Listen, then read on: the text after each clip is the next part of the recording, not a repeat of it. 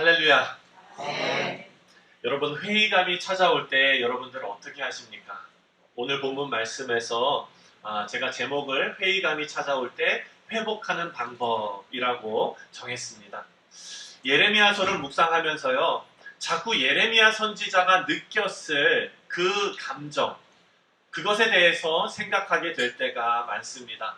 오늘 본문을 읽을 때 예레미야는요, 자신의 사역과 그리고 자신의 인생에 대해서 회의감이 들었을 것 같습니다.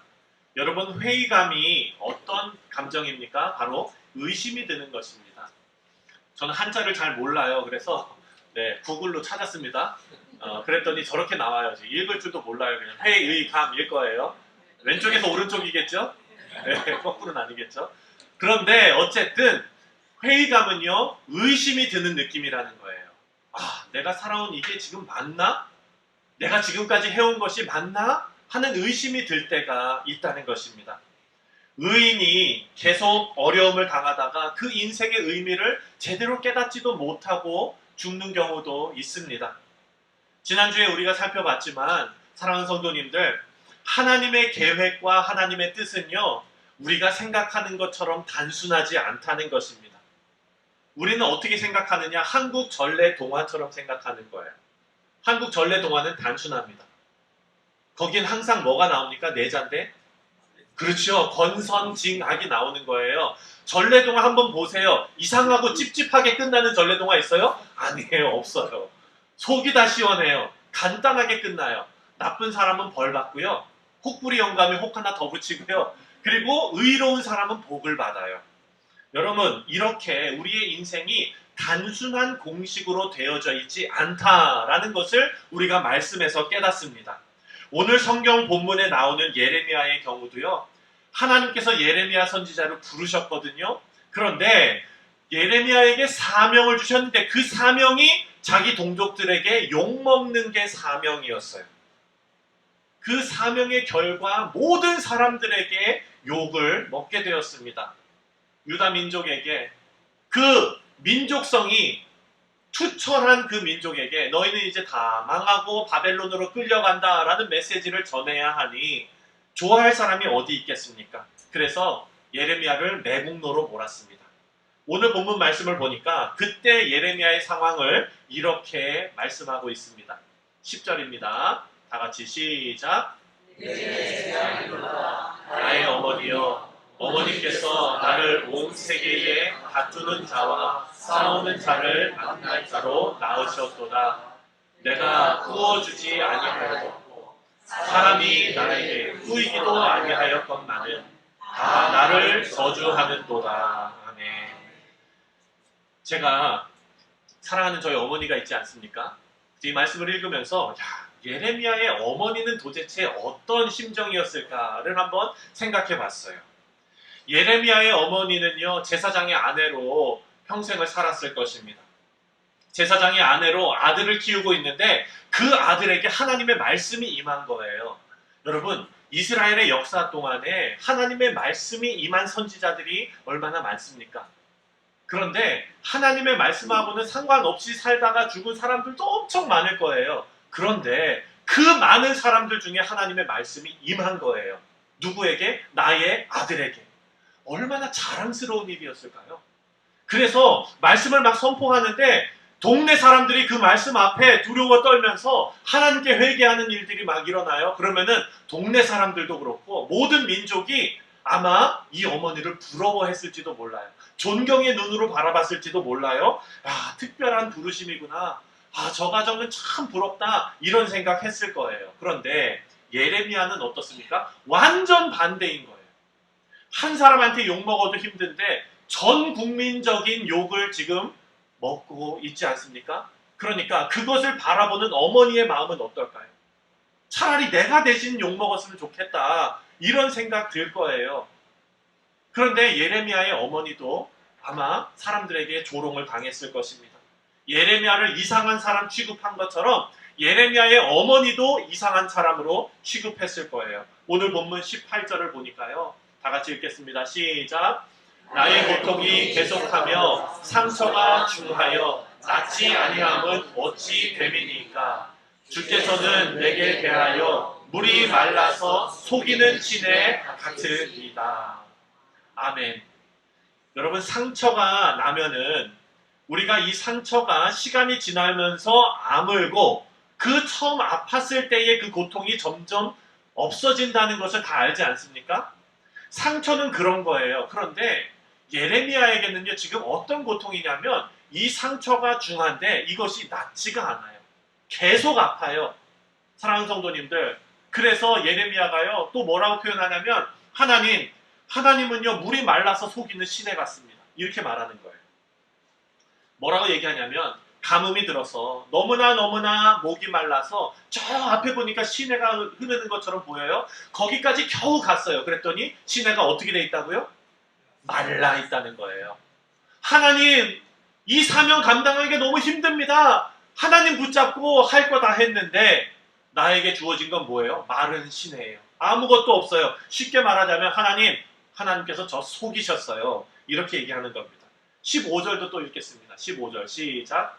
여호와여, 주께서 아시오니 원하건대 나를 기억하시며 돌보시사 나를 박해하는 자에게 보복하시고 주의 오래 참으심으로 말미암아 나로 멸망하지 아니하게 하옵시며 주를 위하여 내가 부끄러움 당하는 줄을 아시옵소서. 아멘. 원하건대 주는 나를 기억하시고 돌아보시사라고 간구합니다. 이 얘기는 뭐예요? 지금 내 상황이 하나님께서 나를 돌아보시고 하나님께서 나를 기억하지 않으시는 것 같다라는 겁니다. 예레미야를 쳐다보지도 않고 계시는 것 같은 거예요. 또 뭐라고 얘기하시냐면 자신을 박해하는 자에게 보복하시고 나로 멸망하지 않게 해달라라고 간구하는 얘기는 뭡니까? 나를 박해하는 자가 자꾸 승승장구하고 그리고 그들은 계속 잘되고 나는 계속 망하고 이 얘기예요. 하나님께서 아무것도 안 하신다라는 그런 얘기입니다. 손 놓고 계신다라는 거예요. 사실 우리는 여러분 예레미야에게 할 말이 별로 없습니다. 아유, 예레미야 선지자님 조금 참으시지. 그것도 하나님한테 또 그렇게 그냥 얘기를 합니까? 좀 참지. 이렇게 생각할 수 있거든요. 그런데 여러분, 여러분 괜찮아요. 네, 여러분, 우리가 예레미야 선지자에게 뭐라고 할 수 없는 이유가 이 선지자가 지금 너무나 절망적인 상황에 있기 때문이에요. 우리도 그 상황에 있었다면 똑같이 원망했을 거예요. 그런데 이렇게 억울함의 극치를 달리고 있는 예레미야에게 하나님께서 이렇게 말씀하십니다. 오늘 우리가 읽은 본문 19절입니다. 다 같이 시작. 여호와께서 이와 같이 말씀하시되 내가 만일 돌아오면 내가 너를 다시 이끌어 내 앞에 세울 것이며 내가 만일 헛된 것을 버리고 귀한 것들을 말한다면 너는 나의 입이 될 것이라. 그들은 내게로 돌아오려니와 너는 그들에게로 돌아가지 말지니라. 아멘. 하나님도 아시거든요. 예레미야 선지자가 그 누구보다도 억울하다는 걸 아시거든요. 그런데 하나님께서 예레미야 선지자에게 뭐라고 얘기하시냐면 너 빨리 돌아와. 지금 예레미야 선지자가 도망갔어요. 도저히 못 살겠습니다. 도망갔더니 하나님께서 빨리 돌아와. 이거는 여러분 벽 보고 얘기하는 것 같은 거예요. 네. 제가 고기를 좋아하지 않습니까? 고기만 먹었더니 제 아내가 하루는 결단을 내린 거예요. 야채를 먹어라. 그래가지고 밥상에서 진짜 뱀 나오는 줄 알았어요. 이게 진짜 다 막 그냥 여기 막 상추에 고추에 우리 성도님들 주신 막 이런 거에 막 나왔어요. 고기 좀 먹으면 안 될까? 그랬더니 당신한테 필요한 음식이에요. 네. 그 제 아내를 대하는 저의 심정이 벽을 보고 얘기하는 것 같더라고요, 제가. 그런데 사랑하는 성도님들, 예레미야 선지자가 하나님 앞에 자기의 억울함을 호소하는데요. 하나님은 진짜 예레미야가 벽 보고 얘기하는 것처럼 아니야, 돌아와. 그 자리로 돌아가. 그게 네 자리야. 하나님 계속 이렇게만 말씀하시는 거예요. 지금 죽을 것 같은데 해결은 안 해주시고 지금 죽을 것 같은 상황에서 도망쳐 나와서 하나님 앞에 호소합니다. 하나님이 눈 하나 깜짝 안 하시고 이렇게 말하는 거예요. 돌아와. 지금이라도 돌아오면 내가 다시 원래 너가 하던 일, 핍박받는 일, 미움받는 일 계속하게 해줄게예요. 그러니까 회의감이 들겠죠. 네. 그러니까 회의감 드는 거예요. 예전에 활동했던 선지자들도 이렇게 고생했나? 이런 생각 들고, 나만 잘못된 것은 아닌가? 이런 생각 드는 거예요. 이것이 의심이에요. 그것이 바로 회의감입니다.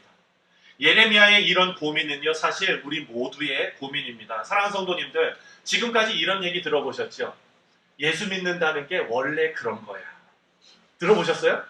예, 예수 믿는 거 원래 그런 거예요. 예, 교회에서도 교회 생활이 원래 그런 거예요. 저도 되게 많이 들어봤어요. 아주 어렸을 때 우리 교회에서 그 주일학교 행사를 하면은요, 아이들에게 선물 나눠주는 일이 있거든요. 근데 아이들 숫자를 어느 날 갑자기 막 애들이 많이 와가지고 계산을 잘못하는 경우가 있지 않습니까? 그러면은 모자라는 그 선물 누가 못 받았을까요? 그렇죠. 저예요. 제가 다 못 받는 거예요. 네, 똑같은 제 친구들은 다 받는데 저만 못 받아요. 그리고서 저한테 그래요. 원래 그런 거야. 목사님 아들은 원래 그런 거야. 이거예요. 사랑하는 성도님들, 어렸을 때부터 희생을 강요당했습니다. 그래서 저는 아이들 선물 조금 준비하는 거 너무 싫어해요. 먹는 것도 풍성하게, 넉넉하게, 실컷 먹이고 배 두드리게 하는 거. 우리 사랑하는 성도님들, 아마 성도님들 중에서도 지금 저희의 얘기에 공감하시는 분들 많으실 겁니다. 여러분도 성도라는 이유만으로 희생을 강요당했던 적이 혹시 있으신가요? 분명히 있으실 거예요. 여러분, 그리스도인으로서 저는 교회에서 사역하지만 여러분들은 세상에 나가서 일하시잖아요. 그러니까 세상에는 얼마나 교활한 사람들이 많습니까? 약삭 빠른 사람들 많아요. 예? 그리고 내가 크리스찬이라는 거를 이용해 먹으려는 사람들도 많아요. 똑같이 그 여름철에 누구나 가고 싶어 하는 휴가 그 기간이 있지 않습니까?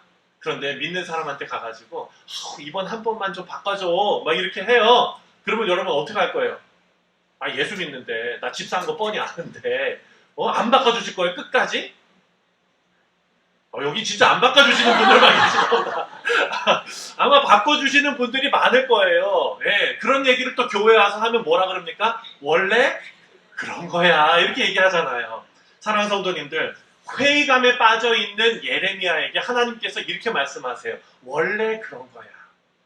우리 사랑하는 성도님들, 세상에서 여러분들 살아가는 거 힘들지요. 그런데 여러분 어깨에 두 개의 짐이 있어요. 세상에 빛이 되는 것, 세상에 소금 되는 것.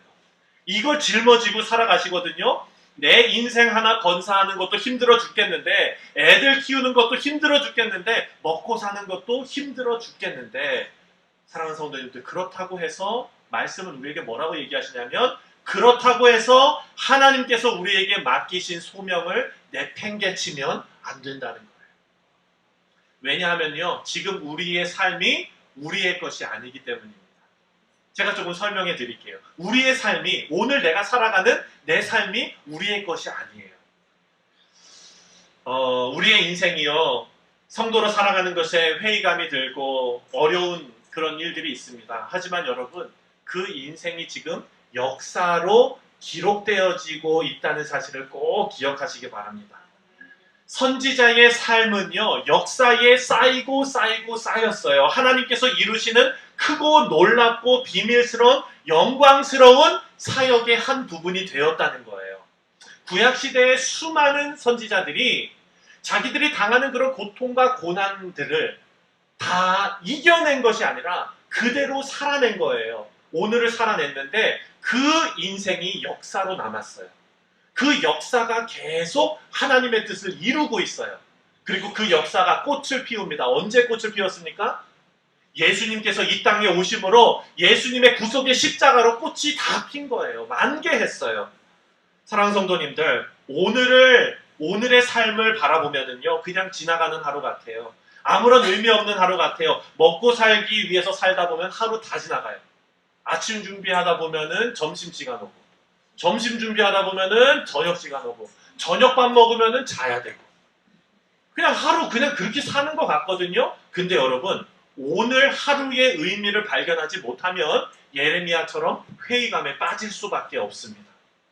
하나님의 말씀은요, 20절과 21절에 이렇게 말씀하십니다. 다 같이 읽겠습니다. 시작.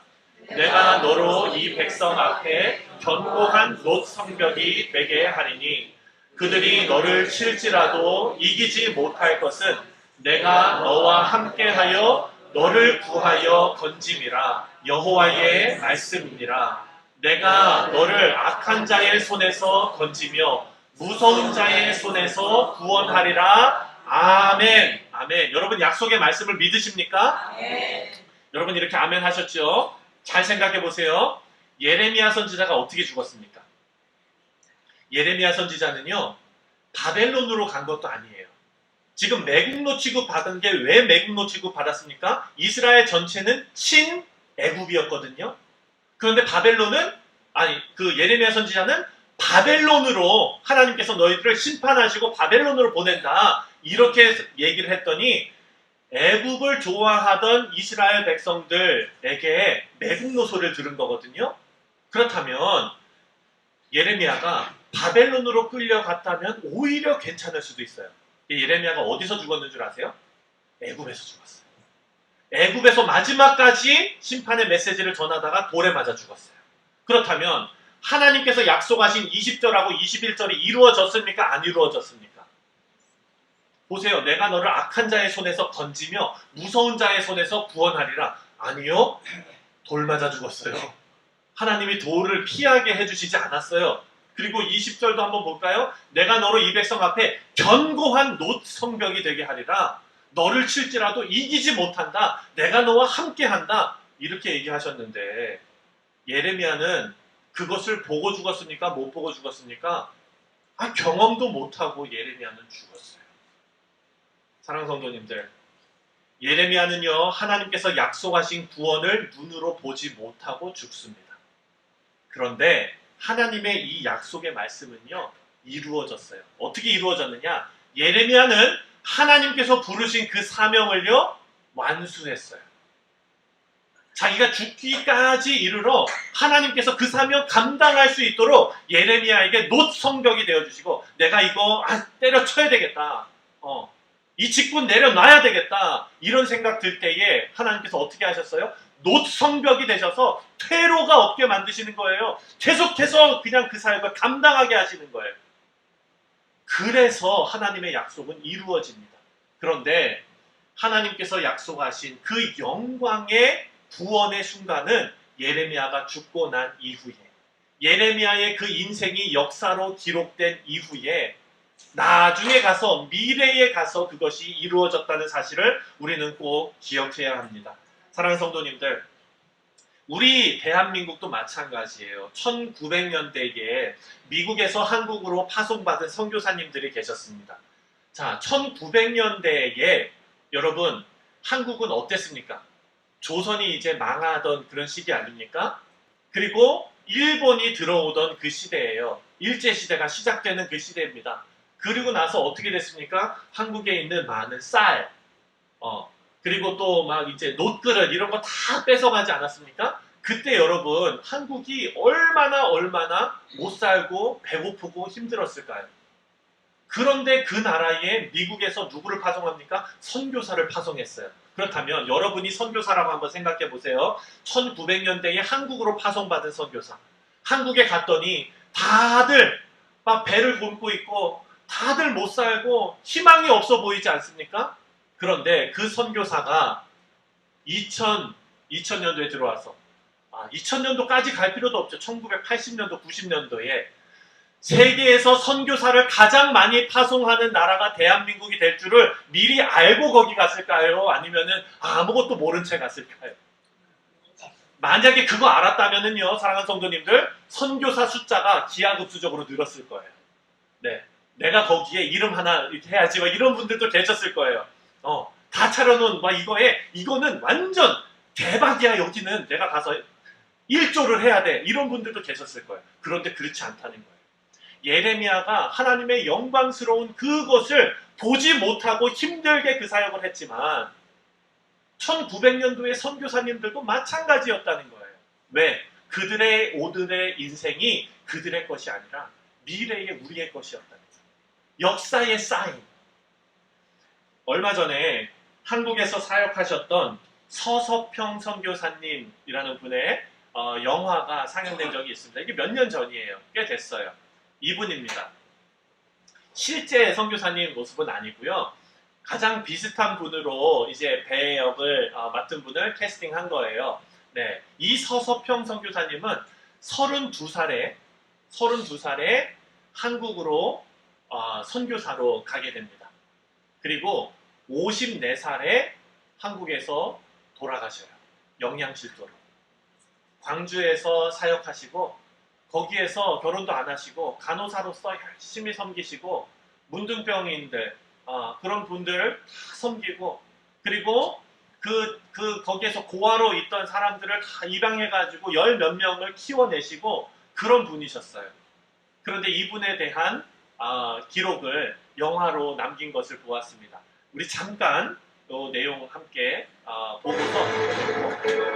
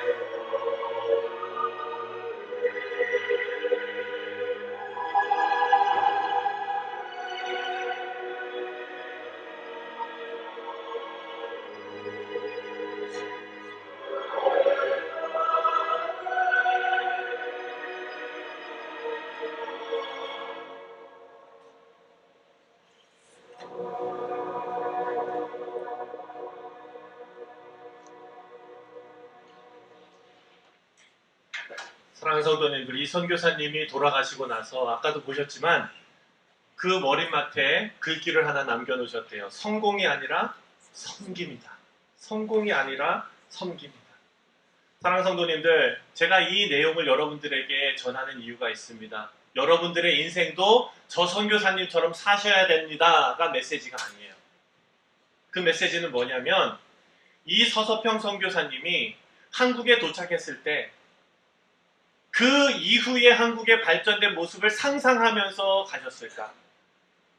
기대하면서 가셨을까?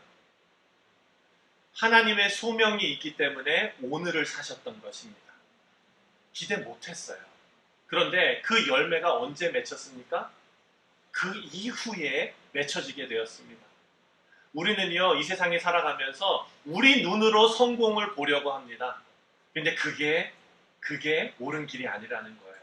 우리는 우리의 삶을, 오늘의 의미를 살아내면서 예레미야의 힘든 이 상황을 견뎌내면서 우리의 삶이 역사가 되고, 그리고 그 섬김이 중요한 것이지 우리 눈으로 바라보는 성공이 중요한 것이 아니라는 것입니다.